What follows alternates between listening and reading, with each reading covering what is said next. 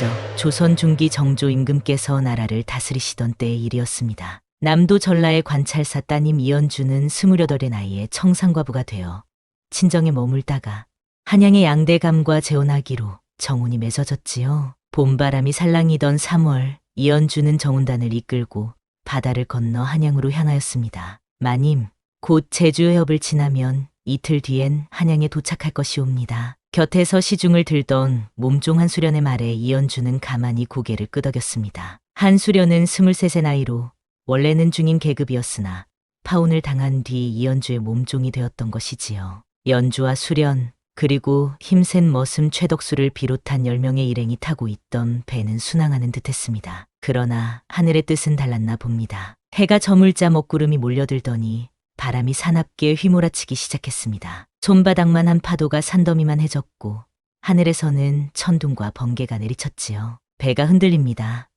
모두 단단히 잡으십시오. 최덕수의 외침이 바람 소리에 묻혀갔습니다. 본디 덕수는 몰락한 무사의 아들로 어머니를 모시기 위해 머슴이 되었던 사내였습니다. 그는 연주를 지키기 위해 안간힘을 썼으나 바다의 위력 앞에 인간의 힘은 한나먼지 같았습니다. 밤새 휘몰아친 폭풍에 배는 산산이 부서졌습니다. 하늘을 가르던 돛대는 꺾이고 사람들의 비명소리가 물결에 섞여 사라졌습니다. 이연주는 것엔 파도에 휩쓸려 의식을 잃기 직전이었습니다. 살고 싶다, 덕수. 그렇게 이연주의 의식은 검은 어둠 속으로 가라앉았습니다. 얼마나 시간이 흘렀을까요? 이연주가 눈을 떴을 때 거친 바람과 파도가 닿지 않는 고요한 해안이 눈앞에 펼쳐져 있었습니다. 모래사장에는 젖은 저고리를 움켜쥔 채 깨어나고 있는 한수련의 모습이 보였고 그 곁에는 온몸이 긁히고 피투성이가 된 덕수가 숨을 몰아쉬고 있었습니다. 여기가 어디입니까? 이연주의 물음에 덕수는 먼 바다를 바라보며 무겁게 입을 열었습니다. 아마도 무인도인 듯합니다. 배는 전부 가라앉았고 살아남은 건 우리 셋뿐인 것 같습니다. 한수련은 벌떡 일어나 주변을 둘러보다 절망적인 표정을 지었습니다. 이곳은 사람의 흔적이라곤 전혀 없소. 우리가 이곳에 고립된 것이 틀림없소. 세 사람은 서로의 얼굴을 바라보았습니다. 신분도 체면도 예법도 모두 무의미해진 이 섬에서 이들의 운명은 어떻게 펼쳐질 것인지 그 누구도 알지 못했습니다. 거친 파도만이 세상으로부터 완전히 단절된 이 무인도에 세 사람만을 남겨둔 채 끊임없이 해변을 때리고 있었습니다. 무인도의 표류한 첫날은 공포 그 자체였습니다. 사방은 울창한 숲과 거친 바위들로 둘러싸여 있었고 물이 어디 있는지 먹을 수 있는 식물은 무엇인지 전혀 알 수 없었지요. 이연주는 양반가의 규수답게 땅에 앉는 것조차 망설였고 한수련은 주변을 둘러보며 거칠게 살아남을 방법을 찾고 있었습니다. 마님, 저희는 잠자리부터 마련해야 할 듯하옵니다. 저 안쪽에 동굴이 보이니 그곳을 살펴보겠습니다. 덕수의 말에 이연주는 가만히 고개를 끄덕였습니다. 그가 자리를 비운 사이 이연주는 한수련에게 조용히 말을 건넸지요. 수련아, 이 섬에서 우리가 살아남을 수 있을까? 마님, 걱정 마십시오. 덕수가 있으니 분명 방법을 찾을 것이옵니다. 한참 후 덕수가 돌아왔습니다. 그의 얼굴에는 안도의 빛이 어려 있었지요. 다행히도 동굴은 깊고 안전합니다. 밤의 추위를 피하기 좋을 듯하옵니다. 그리고 동굴 근처에서 맑은 물이 흐르는 샘도 발견했습니다. 이 말에 이연주와 수련의 얼굴에 희망이 어렸습니다. 밤이 찾아오자 세 사람은 동굴로 들어갔고 덕수는 나뭇가지를 모아 불을 피웠습니다. 처음으로 맞는 무인도의 밤, 그들은 서로의 체온을 느끼며 불안에 떨었지요. 내일부터는 먹을 것을 찾아봐야겠습니다. 바다에서 조개와 물고기를, 숲에서는 열매와 뿌리를 찾을 수 있을 것입니다. 이렇게 첫날을 보낸 세 사람, 다음 날부터는 각자의 역할을 맡게 되었습니다. 덕수는 묵묵히 등나무를 엮어 바람막이를 만들고 숲속에서 짐승을 쫓아 고기를 구했습니다. 처음에는 돌을 날카롭게 갈아 창을 만들었는데 그 솜씨가 보통이 아니었지요. 한수련은 모닥불을 지펴 음식을 마련하고 이연주는 바느질로 옷가지를 손보았지요. 질이 풀린 곳은 이렇게 엮어매어야 합니다. 이연주가 한수련에게 바느질을 가르쳐 주던 어느 날 두 여인은 처음으로 마음을 열었습니다. 한수련은 자신이 어떻게 파혼을 당했는지, 이연주는 어떻게 젊은 나이에 과부가 되었는지를 나누었지요. 무인도의 고립 속에서 신분의 벽은 조금씩 허물어지고 있었습니다. 마님, 한양에서는 상상도 못했을 일입니다만 이곳에서는 그저 세 사람의 생존자일 뿐이지요. 수련의 말에 이연주는 쓸쓸히 웃었습니다. 내 말이 옳다. 이곳에서 양반과 상민의 구별이 무슨 소용이란 말이냐. 그러던 어느 날 덕수는 먼 바위 틈에서 벌꿀을 발견했습니다. 그는 벌에 여러 번 쏘이면서도 꿀을 얻어와 두 여인에게 건넸지요. 아이고, 이게 얼마 만에 맛보는 단맛인가. 한수련은 기뻐하며 꿀을 맛보았습니다. 이연주도 조심스레 꿀을 찍어 맛보았지요. 그 달콤함에 그녀의 입가에 미소가 번졌습니다. 덕수는 그 모습을 보며 가슴이 따뜻해짐을 느꼈습니다. 양반가의 규수였던 이연주가 이제는 소박한 꿀맛에 기뻐하는 모습이 새롭게 다가왔기 때문입니다. 섬에서의 생활이 열흘쯤 지났을까요? 이연주는 조개를 줍기 위해 해변으로 나갔다가 날카로운 조개 껍질에 손을 베고 말았습니다. 붉은 피가 흘러내리는 것을 보며 당황한 이연주. 그때 덕수가 물고기를 들고 해변으로 돌아오고 있었습니다. 마님, 괜찮으십니까? 덕수는 급히 다가와 이연주의 손을 살폈습니다. 평소라면 양반 여인의 손을 이렇게 맞잡는 것은 상상도 할 수 없는 일이었죠. 그러나 이곳은 무인도, 규범과 법도가 통하지 않는 곳이었습니다. 깊이 베이셨습니다. 제가 동굴로 모시겠습니다. 덕수의 말에 이연주는 거부하지 않았습니다. 오히려 그의 단단한 가슴에 기대어 눈을 감았지요. 덕수의 품은 마치 견고한 성벽처럼 든든했고 그의 체온은 따스한 햇살처럼 이연주의 마음을 덮였습니다. 잔들바람이 잔잔히 두 사람의 옷자락을 흔들었습니다. 이곳에선 그냥 사람으로 대해줘요. 덕수 씨. 처음으로 이연주가 말을 놓았습니다. 덕수의 심장이 빠르게 뛰는 것이 느껴졌지요. 그는 이연주를 조심스레 안고 동굴로 향했습니다. 그 모습은 마치 봄바람에 흔들리는 버드나무가 꽃잎을 품에 안은 듯 섬세하고 따스했습니다. 동굴에 도착한 덕수는 이연주를 돌에 앉히고 상처를 살폈습니다. 그는 미리 준비해 두었던 약초잎을 씹어 즙을 내어 상처에 발랐지요. 이 약초는 상처에 특효가 있습니다. 제 어머니께서 가르쳐 주셨지요. 덕수의 말에 이연주는 놀란 눈으로 그를 바라보았습니다. 당신, 어머니가 있으셨군요. 나는 당신에 대해 아는 것이 없었네요. 덕수는 잠시 침묵하다가 입을 열었습니다. 사실 저는 본래 경기도의 몰락한 무사 집안 출신입니다. 아버지께서 영모에 연루되어 신분을 박탈당한 후 어머니를 모시기 위해 머슴이 되었지요. 이연주는 놀란 눈으로 덕수를 바라보았습니다. 그의 단정한 말투와 행동이 이제야 이해가 되었지요. 그래서 당신의 손놀림이 보통 머슴과 달랐군요. 상처를 씻고 약초를 바르는 순간 두 사람의 눈빛이 마주쳤습니다. 덕수의 거친 손이 이연주의 부드러운 손등을 어루만졌습니다. 그 순간 이연주의 가슴에서는 봄날 얼음이 녹듯 무언가가 녹아내리기 시작했습니다. 앞으로 제가 더 조심하겠습니다. 마님을, 아니 연주 씨를 지키겠습니다. 덕수의 마음에서 우러나온 말이었습니다. 그의 눈빛에는 단순한 충성심을 넘어선 무언가가 깃들어 있었지요. 이연주는 그 눈빛에 이끌려 자신도 모르게 덕수에게 더 가까이 다가갔습니다. 그날 밤 바닷바람에 흔들리는 모닥불 앞에서 세 사람은 조용히 앉아 있었습니다. 한수련은 먼 바다를 바라보고 있었고 이연주와 덕수는 나란히 앉아 있었지요. 그들의 손은 어느 순간 조심스레 맞닿아 있었습니다. 마치 두 개의 강물이 만나 하나의 물줄기를 이루듯 두 사람의 온기가 하나로 이어졌습니다. 이연주는 눈을 감으며 그의 품에 안겼습니다. 덕수의 품은 마치 깊은 산자락처럼 그녀를 편안하게 감싸 안았고 그의 숨결은 봄날의 미풍처럼 그녀의 이마를 쓰다듬었습니다. 야생화 향기가 바람에 실려 두 사람 사이를 감쌌지요. 하지만 그 장면을 모래사장 멀리서 한수련이 조용히 지켜보고 있었습니다. 그녀의 눈빛에는 알 수 없는 감정이 깃들어 있었지요. 질투였을까요? 아니면 슬픔이었을까요? 수련은 자신도 모르게 가슴을 움켜쥐었습니다. 그녀의 눈동자에 무인도의 달빛이 슬프게 비추었습니다. 저들만의 세계가 만들어지고 있구나. 수련의 속삭임은 바람에 실려 멀리 사라졌습니다. 그녀의 눈가에는 이슬 같은 눈물이 맺혔지요. 무인도의 밤은 깊어가고 세 사람의 마음속에는 각기 다른 불꽃이 피어오르고 있었습니다. 무인도에 표류한 지 한 달이 지나자 세 사람은 일정한 생활 방식을 갖게 되었습니다. 덕수는 해가 뜨기 전에 일어나 숲으로 물과 식량을 구하러 다녔고 이연주는 바위 아래 조용히 앉아 바느질을 하며 시간을 보냈습니다. 한수련은 주로 해변가에 머물며 조개를 줍거나 물고기를 잡는 일을 했지요. 오늘은 언덕 너머 물가에 가볼 생각이오. 물동이를 들고 가야겠소. 덕수의 말에 이연주는 고개를 끄덕였고 한수련은 멀리서 가만히 듣고 있었습니다. 덕수가 떠난 후 한수련은 홀로 해변가로 향했습니다. 미처 씻지 못한 옷가지를 챙겨 들고서 말이지요.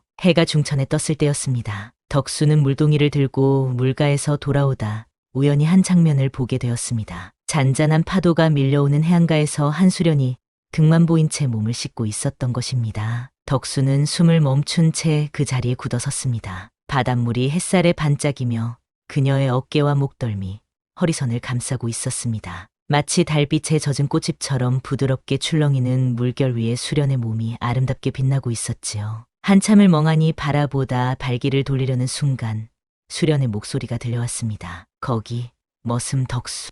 수련은 뒤돌아보지 않은 채 조용히 말했습니다. 그녀의 목소리는 파도 소리에 섞여 더욱 신비롭게 들렸지요. 이런 모습 보고도 그냥 가는 거요?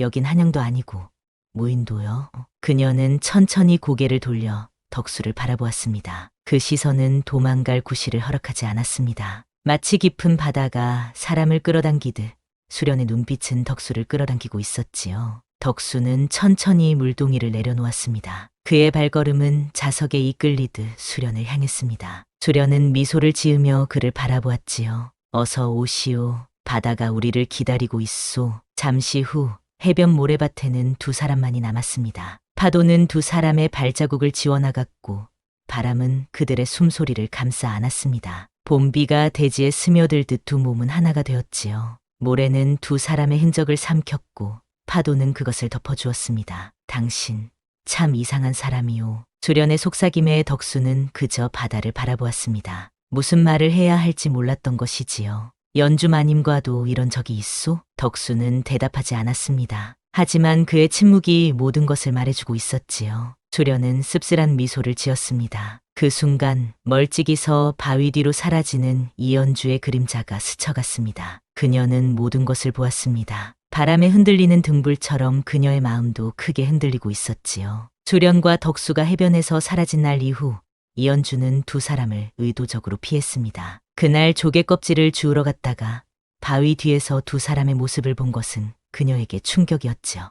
이연주는 동굴 안쪽 깊은 곳에 홀로 앉아 생각에 잠겼습니다. 내가 먼저였는데. 이연주의 목소리는 바람에 실려 사라졌습니다. 그녀의 눈에서는 뜨거운 이슬이 맺혔지요. 그것이 무엇 때문인지 이연주 자신도 정확히 알 수 없었습니다. 질투였을까요? 아니면 배신감이었을까요? 이곳 무인도에서 그녀는 처음으로 신분과 체면을 벗어던지고 한 사람의 여인으로서 덕수와 가까워졌는데 그가 수련과도 그런 관계를 맺었다는 사실이 가슴 한구석을 쓰라리게 했습니다. 그날 밤 이연주는 덕수가 돌아오기를 기다렸지만 그는 늦게까지 돌아오지 않았습니다. 아마도 수련과 함께 있었겠지요. 이연주는 바닥을 바라보며 혼잣말처럼 중얼거렸습니다. 난 널 믿었는데, 내가 먼저였는데. 며칠이 지나고 세 사람은 어색한 침묵 속에서 생활했습니다. 그러던 어느 날 수련은 이연주에게 다가와 은밀한 미소를 지으며 말했습니다. 마님, 머슴이지만 꽤 다정하지 않았소. 초라한 머슴의 품에 안기는 기분이 어떠셨소? 그 말에 이연주의 눈빛이 흔들렸습니다. 그녀는 수련을 날카롭게 노려보았지요. 내 주제를 알 거라. 이연주의 차가운 목소리에 수련은 웃음을 지었습니다. 그녀는 머리를 살짝 숙이는 신용을 하며 물러났지만 눈빛은 이미 이긴 자의 여유로움이 깃들어 있었습니다. 그러나 이연주의 몸은 덕수를 그리워했습니다. 밤이면 그의 넓은 어깨와 거친 손길이 떠올라 잠을 이룰 수 없었지요. 그녀의 가슴 속에서는 불꽃이 피어올랐습니다. 자정이 가까웠을 때 이연주는 바람을 핑계로 동굴을 나섰습니다. 바깥에서 불을 지피고 있던 덕수는 그녀를 발견하고 놀란 눈빛을 감추지 못했습니다. 아니, 연주 씨, 이 밤에 어찌 나오셨습니까? 이연주는 천천히 다가가 덕수 앞에 앉았습니다. 그녀의 눈빛에는 복잡한 감정이 어려 있었지요. 바람이 불어 잠을 이룰 수가 없었어요. 두 사람 사이에 침묵이 흘렀습니다. 모닥불의 불꽃이 바람에 흔들렸고 이연주의 마음도 그처럼 흔들리고 있었습니다. 그녀는 용기를 내어 덕수를 바라보았습니다. 오늘 밤 나 좀 안아줄 수 있겠소? 덕수의 눈이 커졌습니다. 그는 망설임 없이 이연주에게 다가갔고 그녀를 품에 안았습니다. 불꽃은 더욱 거세게 흔들렸고 두 사람의 입김은 서로에게 부딪혔습니다. 마치 두 개의 산등성이가 만나 하나의 능선을 이루듯 그들의 몸은 하나가 되었지요. 당신 없이는 살 수 없을 것 같아요. 이연주의 속삭임이 덕수의 가슴에 새겨졌습니다. 그 순간 덕수의 마음에는 이연주만이 가득했습니다. 두 사람은 별이 빛나는 밤하늘 아래서 서로를 품에 안았습니다. 하지만 그들은 알지 못했습니다. 멀리서 한수련이 그 모습을 지켜보고 있다는 것을, 그리고 그녀의 눈에서 질투의 불꽃이 타오르고 있다는 것을 말입니다. 무인도에서의 생활이 두 달을 넘기고 있을 때였습니다. 하늘은 높고 맑았으며 이연주는 해변가에 앉아 모래 위에 글자를 쓰고 있었지요. 수련은 물고기를 손질하고 있었고 덕수는 나무를 해오기 위해 숲으로 들어간 상태였습니다. 그때였습니다. 수련이 먼저 알아챘지요. 저기 배가 지나가고 있소. 바다 건너편에서 한 척의 배가 나타났습니다. 이연주와 수련은 벌떡 일어나 팔을 흔들었으나 배는 그대로 지나쳐 갈 듯했습니다. 다행히 덕수가 숲에서 뛰어나왔고 재빨리 말라있던 나뭇가지에 불을 피워 연기 신호를 보냈습니다. 검은 연기가 하늘로 솟아오르자 배가 천천히 방향을 틀어 섬으로 다가오기 시작했지요. 살았구나. 정말 이게 꿈이 아닌가 싶소. 수련의 눈에는 눈물이 고였습니다. 이연주도 안도의 한숨을 내쉬었지요. 그러나 그 마음 한구석에는 이상한 아쉬움도 자리하고 있었습니다. 무인도에서의 생활이 비록 힘들었지만 신분의 벽이 허물어진 채 덕수와 나눈 시간들이 이제 끝난다는 생각에 가슴 한켠이 쓰라렸지요. 이연주 마님, 살아계셨군요. 배에서 내린 사람들은 한양에서 실종자를 찾고 있던 관원들이었습니다. 그들은 이연주를 보자 안도의 표정을 지었습니다. 이연주가 양 대감과 정혼한 사이임을 알고 있었기 때문이지요. 세 사람은 그렇게 구조되어 육지로 돌아왔습니다. 이제 각자의 자리로 돌아가야 할 때가 왔군요.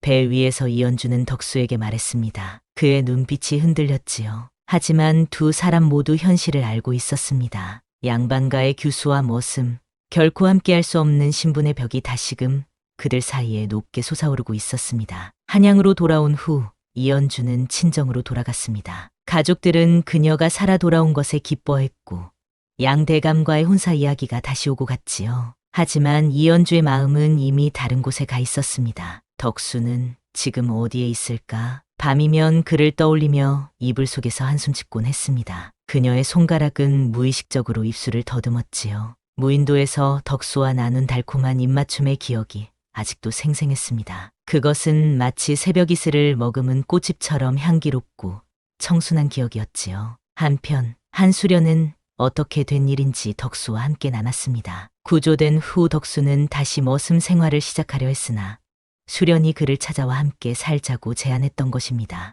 나와 함께 작은 집이라도 마련하여 살아요. 당신도 이제 머슴 생활에서 벗어날 때가 되었소. 수련의 제안에 덕수는 망설였습니다. 하지만 이연주와는 이미 세상의 벽이 너무 높았고 수련은 그에게 새로운 시작을 제안하고 있었지요. 결국 덕수는 수련의 제안을 받아들였고 두 사람은 한양 외곽의 작은 초가의 거처를 마련했습니다. 결국 내 품에 남은 건 당신이잖아. 수련은 자신이 승리했다고 믿었습니다. 그녀는 매일 아침 일찍 일어나 덕수의 아침상을 차리고 그의 옷을 빨았지요. 마치 진짜 부부처럼 살아가는 듯했습니다. 수련은 덕수의 옷을 빨고 식사를 지어주며 평범한 여인의 삶에 적응해 갔습니다. 오늘은 콩나물국을 끓여두었소. 일하고 돌아오면 따뜻하게 데워 먹게나. 수련의 정성스러운 보살핌에 덕수는 감사했습니다. 그도 소장농으로 일하며 수련과 함께 소박한 생활을 이어갔지요. 그의 손은 예전보다 더 거칠어졌고 피부는 햇볕에 그을려 더욱 검게 변했습니다. 하지만 그의 마음만은 여전히 맑고 깊었습니다. 그러나 덕수의 마음은 종종 다른 곳을 향했습니다. 저녁이면 그는 창밖을 바라보며 조용히 한숨을 내쉬었지요. 달빛이 창문으로 스며들 때면 그의 마음은 무인도의 그 밤으로 돌아갔습니다. 이연주의 부드러운 손길과 그녀의 향기가 선명히 떠올랐지요. 연주마님, 잘 계실까? 그의 속삭임은 바람에 실려 사라졌습니다. 하지만 그 작은 소리도 수련의 귀에는 크게 들렸지요. 그녀는 부엌 일을 하다 말고 문 뒤에 서서 덕수의 한숨을 들었습니다. 그 순간마다 수련의 가슴은 서늘해졌습니다. 그녀는 덕수의 마음이 여전히 이연주에게 머물러 있음을 알고 있었지요. 당신의 몸은 내 곁에 있지만 마음은 아직 그 양반과 여인에게 있는 것이구려.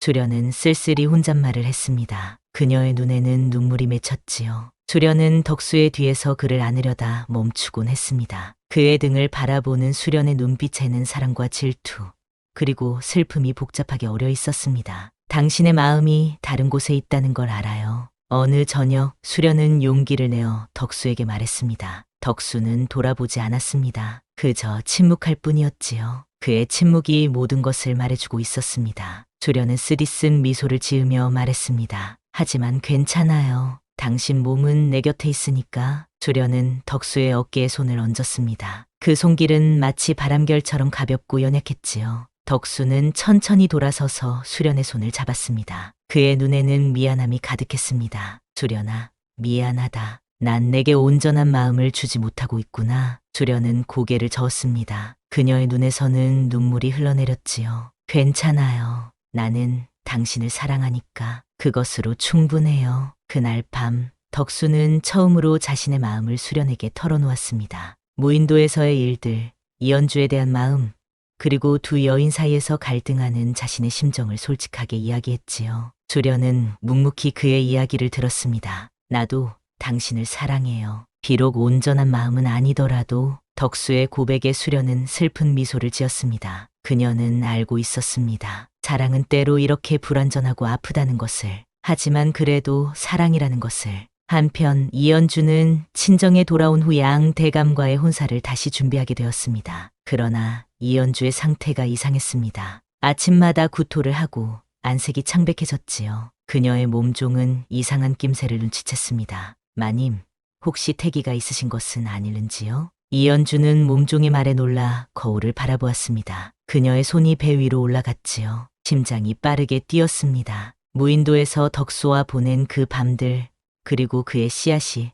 자신의 몸 안에 자리 잡았다는 사실을 깨달았습니다. 이게 어찌된 일이란 말인가. 이연주는 창가에 앉아 멀리 하늘을 바라보았습니다. 양 대감과의 혼례를 앞두고 이런 일이 벌어지다니 정말 하늘이 무너지는 것 같았습니다. 그러나 이상하게도 그녀의 마음 한구석에는 기쁨이 피어올랐습니다. 덕수의 아이, 그 생각만으로도 그녀의 가슴은 따스해졌지요. 옷고름을 만지작거리며 이연주는 생각에 잠겼습니다. 만약 이 사실이 알려진다면 그녀는 가문의 수치로 낙인 찍힐 것이고 아이는 세상의 멸시를 받으며 자라야 할 것입니다. 하지만 그녀는 이 아이를 지키고 싶었습니다. 덕수와의 사랑의 증거인 이 작은 생명을. 내 뱃속의 아이야. 어미가 반드시 너를 지켜주마. 이연주는 자신의 배를 감싸 안으며 속삭였습니다. 그녀의 눈에서는 뜨거운 눈물이 흘러내렸지요. 창밖으로 보이는 저녁 노을은 마치 불타는 것처럼 붉게 물들어 있었습니다. 그날 밤 이연주는 조용히 종이와 붓을 꺼내 편지를 썼습니다. 덕수에게 보내는 마음을 담은 편지였지요. 그녀는 자신의 임신 사실과 그에 대한 변함없는 마음을 적었습니다. 하지만 그 편지는 결코 전해지지 않았습니다. 이연주의 몸종이 그 편지를 발견하고 주인님의 명예를 지키겠다는 마음에 양대감에게 전했기 때문입니다. 이것이 진실인가? 양대감은 편지를 읽고 분노에 떨었습니다. 그는 즉시 자신의 부하들을 불러 이연주의 상태를 확인하게 했고 그 결과는 편지의 내용이 사실임을 증명했지요. 양대감의 분노는 하늘을 찌를 듯했습니다. 저 계집을 당장 내 앞에 끌어오너라. 봄비가 내리는 밤 한양의 하늘에는 검은 구름이 잔뜩 드리워져 있었습니다. 마치 이연주의 운명처럼 어둡고 무겁게 말입니다. 양 대감댁에 이상한 소문이 돌기 시작했습니다. 이연주 마님이 돌아오고 얼마 안 돼 태기가 있다는 것이었지요. 양 대감은 진실을 확인하기 위해 이연주의 몸종을 불러 문초했습니다. 이 일이 사실이냐? 내 주인이 잉태했다는 것이? 몸종은 벌벌 떨며 대답하지 못했습니다. 양 대감의 눈빛이 무서웠기 때문이지요. 양 대감은 다시 한번 강하게 물었습니다. 누구의 아이냐? 말해보아라. 몸종은 마침내 두려움의 입을 열었습니다. 아이는 머슴 덕수의 아이입니다. 양 대감의 얼굴이 시뻘겋게 변했습니다. 그는 곧장 이연주가 있는 방으로 달려갔지요. 그리고는 문을 거칠게 열었습니다. 이 부정한 계집, 내 집안에 먹칠을 하려 했느냐? 양 대감은 이연주의 뺨을 세차게 때렸습니다. 이연주는 그 충격에 바닥에 쓰러졌지요. 창부만도 못한 년, 내 집안에 수치를 안겼다. 양 대감의 분노는 걷잡을 수 없었습니다. 이연주는 가슴을 안고 쓰러진 채 말없이 눈물만 흘렸습니다. 그날 밤 그녀는 짐 한 짐 없이 한양거리로 쫓겨났습니다. 비가 내리는 밤이었습니다. 이연주는 초라한 행색으로 온 거리를 헤매다 마침내 덕수와 수련이 살고 있는 집을 찾아냈습니다. 그녀는 떨리는 손으로 문을 두드렸습니다. 누구십니까? 문이 열리고 수련이 나타났습니다. 그녀는 이연주를 보고 놀란 눈으로 바라보았지요. 마님, 어찌 이런 꼴이. 이연주는 비에 흠뻑 젖은 채 수련을 바라보았습니다. 그녀의 눈에는 절망과 희망이 함께 담겨 있었지요. 수련아, 덕수는 있니? 수련은 잠시 망설이다 문을 더 활짝 열었습니다. 안에서는 덕수가 놀란 얼굴로 이연주를 바라보고 있었지요. 마님, 어찌 이런 모습으로. 덕수는 급히 다가와 이연주를 부축했습니다. 이연주는 그의 품에 안겨 울음을 터뜨렸습니다. 난 쫓겨났어. 양 대감이 모든 걸 알아버렸어. 덕수와 수련은 서로 눈빛을 교환했습니다. 이연주는 천천히 고개를 들어 덕수를 바라보았습니다. 이 아이, 당신 아이예요. 버려도 좋아요. 하지만 이 생명은. 이연주의 손이 자신의 배를 감쌌습니다. 덕수의 얼굴이 창백해졌고 수련은 입술을 깨물었습니다. 세 사람 사이에 무거운 침묵이 내려앉았습니다. 빗소리만이 그 정적을 채우고 있었지요. 이연주의 말을 들은 수련은 입술을 깨물었습니다. 그녀의 눈빛에는 복잡한 감정이 어려 있었지요. 당신 임신까지 했다는 걸 지금 말하러 온 거요? 수련의 목소리는 떨리고 있었습니다. 이연주는 고개를 숙인 채 대답했습니다. 어쩔 수 없었어. 양대감이 모든 걸 알아버렸으니. 수련은 비웃듯 말했습니다. 그럼 그날 밤이 마지막이었단 말이오?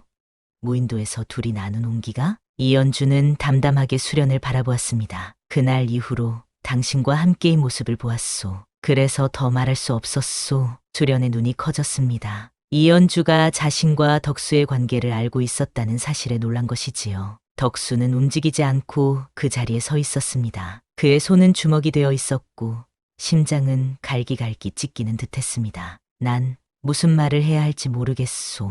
덕수의 목소리는 무겁게 가라앉아 있었습니다. 수련은 소리쳤습니다. 당신, 날 사랑한 거 아니었어? 왜 자꾸 그 여인을 바라봐? 수련의 눈에서는 눈물이 흘러내렸습니다. 덕수는 고개를 떨군 채 조용히 말했습니다. 난 너도 연주마님도 사랑했다. 그 말에 방안은 고요해졌습니다. 수련은 웃듯 울듯 눈물을 흘렸지요. 그게 남자라는 생물이지. 두 여인을 안고도 다 사랑했다고 말하는 놈. 수련의 말에 이연주는 슬픈 미소를 지었습니다. 그녀는 천천히 일어서려 했지만 다리에 힘이 들어가지 않았습니다. 덕수가 급히 그녀를 부축했지요. 나는 이제 갈 데가 없소. 하지만 당신들의 삶을 망치고 싶지 않소. 이연주의 말에 수련은 한숨을 내쉬었습니다. 그녀는 한동안 침묵하다 마침내 입을 열었습니다. 당신이 그렇게 덕수를 사랑했다면 왜 나와 덕수가 함께 있는 걸 보고도 모른 척했소?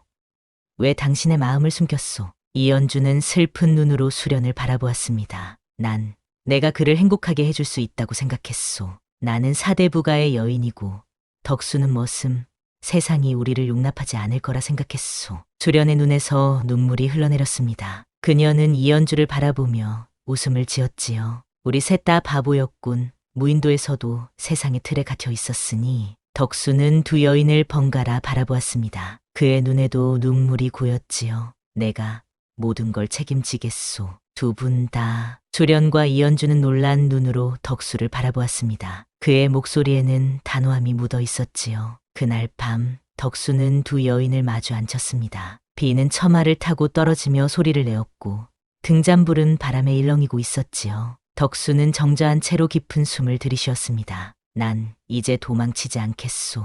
연주마님, 수련, 당신들을 모두 지키겠습니다. 덕수의 목소리는 떨리지 않았습니다. 그의 눈빛에는 단단한 결의가 서려 있었지요. 수련은 비웃듯 쓴웃음을 지었습니다. 두 집 살림이라?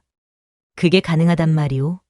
세상 사람들이 어떤 눈으로 우리를 바라보겠소? 수련의 말에는 쓰라림이 묻어 있었습니다. 이연주는 조용히 손을 자신의 배 위에 올리며 담담히 말했습니다. 난 그 어떤 이름도 상관없소. 아이에게 아버지가 되어준다면 첩이든 종이든 무엇이든 되겠소. 양반가의 규수였던 이연주의 입에서 나온 말이라고는 믿기 어려웠습니다. 그 말에 수련의 눈빛이 흔들렸습니다. 그녀는 이연주의 배를 바라보았지요. 그 안에는 덕수의 아이가, 그녀가 사랑하는 남자의 핏줄이 자라고 있었습니다. 이 아이는 무인도에서 피어난 인연의 꽃이요. 이연주의 말에 방안이 고요해졌습니다. 비 내리는 소리만이 세 사람의 침묵을 채우고 있었지요. 긴 침묵 끝에 수련이 천천히 입을 열었습니다. 이왕 이렇게 된 거 내가 진짜 마님 노릇 한번 해보겠소. 수련의 목소리에는 결의가 담겨 있었습니다. 이연주와 덕수는 놀란 눈으로 그녀를 바라보았습니다. 수련은 씁쓸한 미소를 지으며 계속 말했습니다. 하지만 조건이 있소. 나는 당신의 아내로 살겠소. 이연주 마님은 덕수의 여동생으로 살면 어떻겠소. 세상 사람들의 시선을 피하기 위해서라도. 수련의 제안은 현실적이었습니다. 조선 시대의 한 남자가 두 여인과 함께 사는 것은 불가능했기에 표면적으로는 다른 관계를 가장해야 했던 것이지요. 이연주는 잠시 생각에 잠겼다가 고개를 끄덕였습니다. 그것이 현실적인 방법이라는 것을 그녀도 알고 있었지요. 그리고 한양은 이제 우리에게 곳이 아니오. 남쪽 바닷가 마을로 가는 게 어떻겠소. 그곳이라면 아무도 우리를 알지 못할 테니 새로 시작할 수 있을 것이오. 덕수는 수련의 제안에 눈을 크게 떴습니다. 그것은 모든 것을 버리고 새로운 삶을 시작하자는 제안이었지요. 그러나 세 사람 모두 이미 돌아갈 곳은 없었습니다. 덕수는 두 여인의 손을 함께 잡았습니다. 내가 두 분 모두에게 행복을 드리겠소. 약속하겠소. 덕수의 손길은 따스했습니다. 그의 눈에는 결의와 사랑이 가득했지요. 세 사람은 그날 밤 새로운 시작을 위한 계획을 세웠습니다. 한양을 떠나 멀리 남쪽 바닷가로 가기로 한 것입니다. 저 멀리 남해 쪽 내가 어릴 적 한번 가본 곳이 있소. 작은 어촌인데 사람들은 순박하고 자연은 아름답소. 그곳이라면. 덕수의 말에 두 여인은 희망을 품었습니다. 그들의 앞에는 불확실한 미래가 놓여 있었지만 적어도 함께할 수 있다는 사실이 위안이 되었지요. 이튿날 새벽 세 사람은 작은 보따리만 꾸려 한양을 떠났습니다. 이연주의 배는 아직 눈에 띄지 않을 정도로 작았지만 그녀의 얼굴은 이미 임신한 여인의 고운 빛을 띠고 있었습니다. 수련은 그런 이연주를 종종 물끄러미 바라보곤 했지요. 당신은 아이를 가진 모습이 참 아름답소. 어느 날 수련이 말했습니다. 그 말에 이연주는 놀라 수련을 바라보았지요. 수련의 눈빛에는 질투보다는 부러움이 더 깃들어 있었습니다. 언젠가 나도 덕수의 아이를 가질 수 있을까? 수련의 중얼거림에 이연주는 조용히 그녀의 손을 잡았습니다. 두 여인은 그렇게 서로를 이해하기 시작했습니다. 그들은 경쟁자이면서도 동시에 같은 배를 탄 운명의 동반자였던 것이지요. 봄이 깊어갈 무렵 세 사람은 남쪽의 작은 바닷가 마을에 도착했습니다. 덕수가 말했던 그 마을은 바다를 마주 보고 있는 아름다운 곳이었습니다. 작은 어선들이 오가는 포구, 바다를 향해 나지막이 늘어선 초가집들, 그리고 맑은 공기, 모든 것이 새로운 시작을 암시하고 있었지요.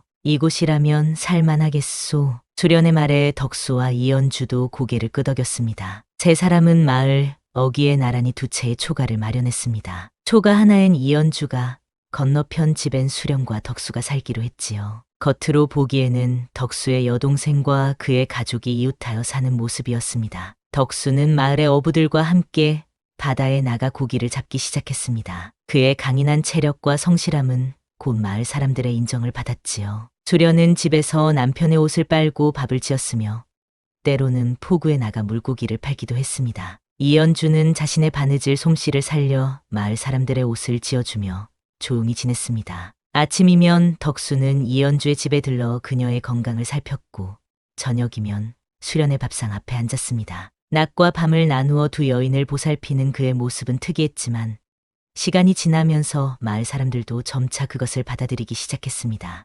이연주의 배가 눈에 띄게 불러오자 마을 사람들은 수군대기 시작했습니다. 저 여인 홀몸으로 아이를 가졌단 말인가? 그 집 남자의 여동생이라던데 어디서 아이를 가진 거지? 그런 소문이 돌자 수련은 당당하게 마을 사람들 앞에 섰습니다. 제 시누이는 남편을 바다에서 잃었습니다. 저희가 돌보고 있지요. 수련의 당당한 태도에 마을 사람들은 더 이상 아무 말도 하지 않았습니다. 그러나 여전히 수군거림은 있었지요. 둘 다 철하던디 하나는 낮처 하나는 밤철한다. 하지만 세 사람은 그 말에 웃음만 흘릴 뿐이었습니다. 그들만의 비밀, 그들만의 약속이 있었기 때문이지요. 세상의 시선은 그들에게 더 이상 중요하지 않았습니다. 여름이 지나고 가을이 깊어가던 어느 날 밤, 이연주의 집에서 산고의 신음이 들려왔습니다. 덕수와 수련은 급히 달려갔고 마을의 산파를 불러 온 밤을 지새웠지요. 해가 떠오를 무렵 드디어 아이의 울음소리가 들려왔습니다. 사내아이입니다.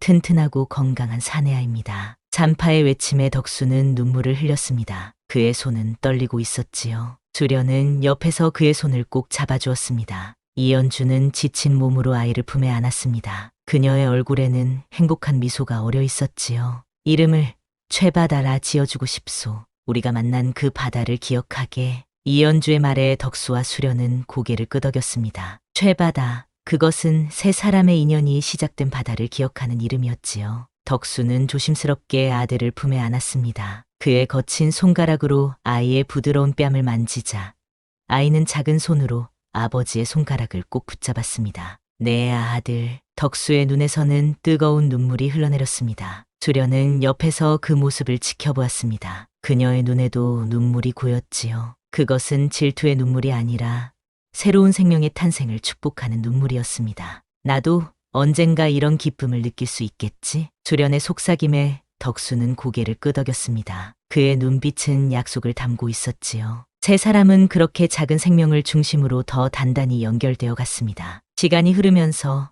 마을 사람들도 이 특이한 가족을 받아들이기 시작했습니다. 덕수는 성실한 어부로 인정받았고 수련은 당차고 부지런한 안악으로, 이연주는 솜씨 좋은 바느질 선생으로 마을에 자리 잡았지요. 바다는 때로 폭풍우를 몰고 왔고 세 사람의 관계도 종종 풍파를 겪었습니다. 서로에 대한 질투와 미움이 일기도 했지만 그럴 때마다 그들은 무인도에서의 기억을 떠올렸습니다. 신분도 체면도 모두 내려놓고 인간으로서 서로를 의지했던 그 시간을. 아이가 첫 돌을 맞이할 무렵 이연주는 두 번째 아이를 가졌다는 것을 알게 되었습니다. 그것은 더 없는 축복이었지요. 덕수는 이번에도 자신의 책임을 다했고 수련 역시 이연주를 도왔습니다. 우리 참 이상한 가족이지? 어느 저녁 세 사람이 함께 바닷가에 앉아 있을 때 수련이 말했습니다. 이연주와 덕수는 웃음을 터뜨렸지요. 세상 어디에도 없는 가족이지요. 이연주의 말에 덕수는 고개를 끄덕였습니다. 그는 두 여인의 손을 각각 잡았지요. 하지만 우리는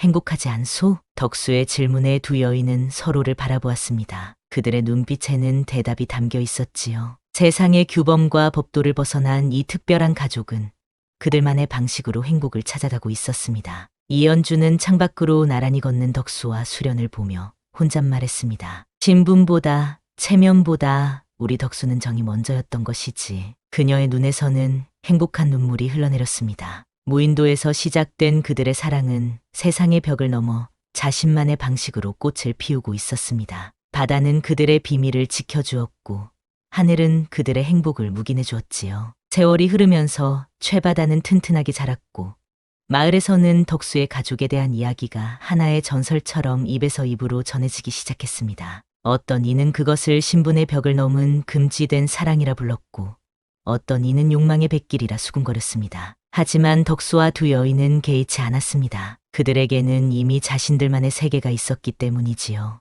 이것이 옛날 조선 중기 한 머슴과 두 여인의 금지된 사랑 이야기입니다. 규범과 체면이 중요했던 시절, 자신들만의 행복을 찾아 떠난 세 사람의 용기 있는 선택, 그들은 무인도에서 피어난 욕망의 꽃을 끝까지 지켜냈습니다. 그 꽃은 세상의 편견을 이겨내고 아름답게 피어났지요. 여러분은 어떻게 생각하시나요? 신분의 벽을 넘어 자신의 마음을 따른 이들의 선택이 옳았을까요? 세 사람의 특별한 인연, 그 끝은 어떻게 되었을까요? 그것은 여러분의 상상에 맡겨드리겠습니다.